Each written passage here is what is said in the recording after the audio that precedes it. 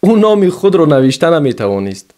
دوستانش قصه میکنند زمانی که او را وزیر میگذاشتند او باید نام و نسب و امضای خود را میگذاشت، اما نامش را نوشته نتوانست.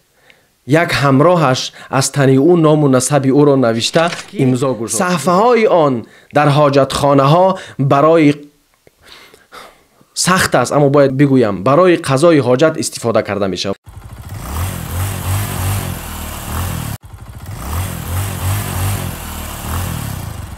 شمع روزی بگفت به آتش که خیلی بدت می بینم چون تو مرا می سوزی. آتش بگفت از من ننال، از آن رشته بینال که در بدن داری، چون او تو را می سوزاند نه من. دیلا گوش کن از من این نقطه خوش که مانده است در گوشم از نقطه دانان، که هر کس کشد تیغ نامهربانی شود کشته از تیغ نامهربانان. سلام و درود به عزیزانی از قند شیرینتر، از نمک شورتر و از سیب زیباتر. سلام به گذشتگان صلح آور. مقصدم از صلح آور خاله همکاره ملت جناب سوزی شاه نیست. پیش از این که صحبت را آغاز کنم میخواهم قصه خری که در چاه افتاده بود به گوشهای زیبای شما برسانم و این قصه شما را به فکر خواهد آورد. بعد درباره در ناخنک وحدت ملی صحبت خواهم کرد. خری بود که صاحبش را همیشه خدمت میکرد و روز از روزها او یعنی همان خر در یک چاه افتاد. صاحبش با رفیقان و همدهگانش کوشش کرد که او را از چاه بیرون آورد. هرچند کوشش کردند نتوانستند و به خلاصه رسیدند که خر را زنده به گور کنند، چون صاحبش نمیخواست که او روزهای دراز از گرسنگی و تشنگی جان کنده بمیرد. با رفیقانش مشورت کردند و هر یک از آنها به توان خود خاک بیارند و خر را زنده به گور کنند، یعنی تگی خاکش کنند. روزی دراز خاک آوردند و در چاه ریختند. همان که بیگاه شد همه به خانه های خود برگشتند. نصف شب بود که خر به در خانه صاحبش برگشت. او حیران شد چی طور شد که این خر از چاه بیرون آمد؟ اینجا سوال به میان می آید چی طور؟ چون هر وقتی که به سر خر خاک می ریختند او خود را تکان می داد و خاکها را در زیر پایش هموار می کرد و ذره ذره بالا می آمد. این معنای آن را دارد که هر قدر مشکلی که این حکومت بالای سر ما آورد همان قدر از پی حل آن مشکل می شویم. همیشه سوال می کنند که آخر این حکومت چقدر باقی می ماند؟ جوابش را از همین قصه می توان برداشت که اگر این حکومت هر قدر مشکلی که به ما ایجاد کند همان قدر ما باید از این مشکلات استفاده بریم و از پشت راه حل آنها شویم. اگر این حکومت به سر ما سنگ پرتاب کند ما باید از این سنگ ها دیواری مقاومت بسازیم و اگر کلوخ پرتاب کرد و اگر خاک در سر ما ریخت ما باید از این خاک و گل سیلی همبستگی بسازیم تا این ناعدالتی ها را از ریشه و بیخشان کنده دور بیاندازیم. سال 1997 27 ایون سازشنامه صلح در شهر مسکو روسیه به امضا رسید و طرفها با همدیگر صلح کردند. رحمانوف با حکومتش 70% را گرفتند و با مخالفین 30% را دادند. یعنی وظیفه ها را عادی بگویم با همدیگر ترکه کردند. اما از صاحبان این ملت که خود ملت است چیزی نپرسیدند. اینجا سوال به میان می آید باید چی کار می کردن؟ من به این عقیده هستم که پیش از تقسیم کردن وظیفه ها یک رفرندوم می گذرانیدند و از مردم سوال می کردند که آیا مردم راضی هستند که وظیفه ها تقسیم یا ترکه شوند؟ خوب بعضی ها شاید بگویند آخر جنگ بود، باید چیکار میکردند؟ من در این سوال نیز جواب دارم. آیا صلحی بدون ترکه حکومت و وظیفه ها نمیتوانست جای خود را داشته باشد؟ حاکیست، میتوانست. مخالفین باید با همان تیر و توپ و لشکری بزرگی که داشتند میتوانستند کمی صبر کنند و در مکانهایی که در تگ دست آنها بود مستقر بمانند و یک آتش بس موقتی را امضا نمایند و مردم را برای رفراندوم آماده بسازند و عجله نکنند. خوب اینک ما و شما دیدیم که عجله مخالفین با چی فرجامید. خطای اول عجله بود، خطای دوم نپرسیدن مردم، یعنی نگذرانیدن رفراندوم. میدانم که مخالفین سادگی کردند، به گفته بعضی ها مردی کردند و به حکومت رحمانوف باور کردند، اما نمیدانستند که این مکارک به خاطر قدرت به هیچ کسی رحم نمی کند و صلح نیز خطاگی بعضی از قماندان ها بود که در آخر آنقدر به جستن مال و ملک مشغول شدند که حتی راهبر مخالفین را گوش نمی کردند. خیانت به داملا نوری کردند. به مثل ملا عبدالرحیم که پایش را در یک موزه انداخته بود و ندا می زد: من وزیر نشوم صلح نمی شود. من هیچ چیز را بغیر از وزیری قبول ندارم.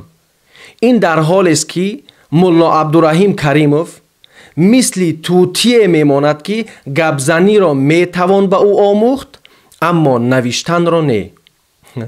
او نام خود را نوشتن نمیتوانست. دوستانش قصه میکنند زمانی که او را وزیر میگذاشتند او باید نام و نسب و امضای خود را میگذاشت، اما نامش را نوشته نتوانست. یک همراهش از تن او نام و نسب او را نوشته امضا گذاشته است.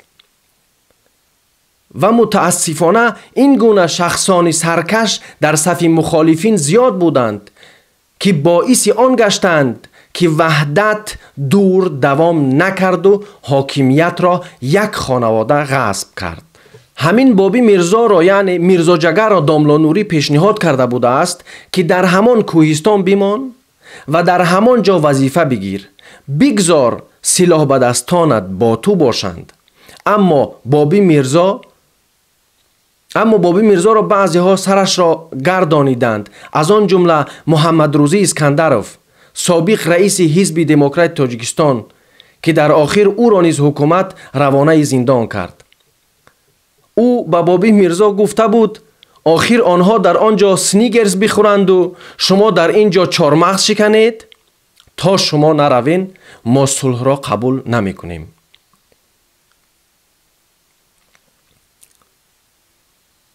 واقعا بابی میرزا در صداقت صادق بوده است، اما وقتی که به گفته مردم کوهستان حلش کردن به شیطانت آنها داده شد و در آخر خطای خود را فهمید. از میرزا ضیایف نباید ناراحت شد، چون او نیز یک انسان بود و در مقابل روبهان مکار نتوانست ایستادگی کند. روحش شاد باد. قابل ذکر است که هم مردم و هم مخالفین و حکومت از جنگ خسته شده بودند، چون بعض قماندانها از هر دو طرف به ناموس مردم می رسیدند، مردم را اذیت و آزار می دادند. از آن جمله فرانت خلقی که مردم را قتل عام می کرد و خانه های مردم را غصب می کرد.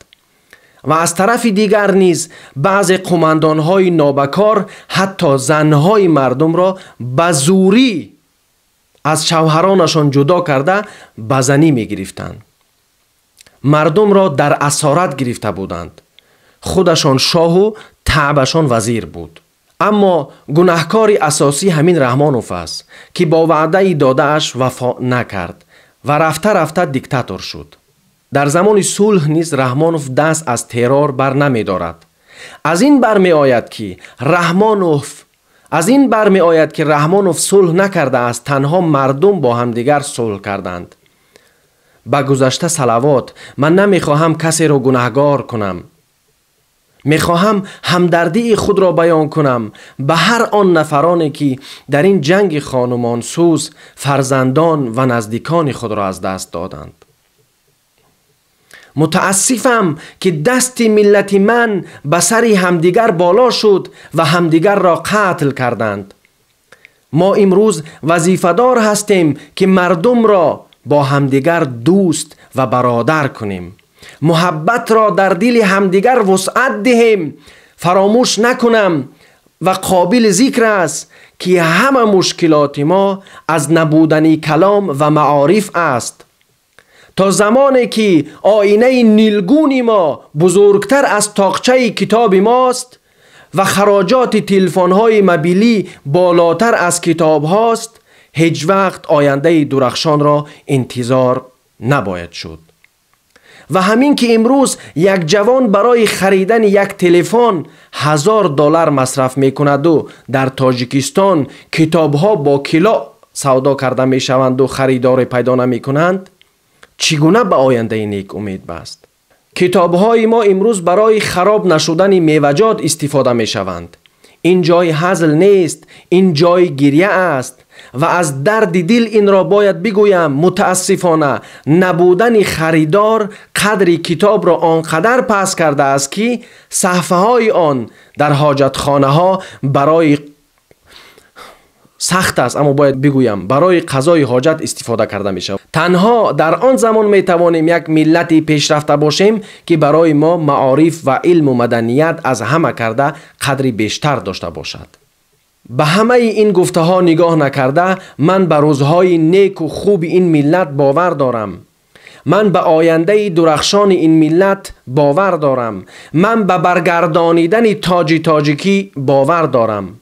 هدف دشمن تفریقه و ما را دل سرد کردن است. دشمن میخواهد ما از همدیگر دور باشیم. دشمن میخواهد ما مصروف چیزهایی باشیم که ما را از هویت خود دور کنند و ما را رنجور کنند.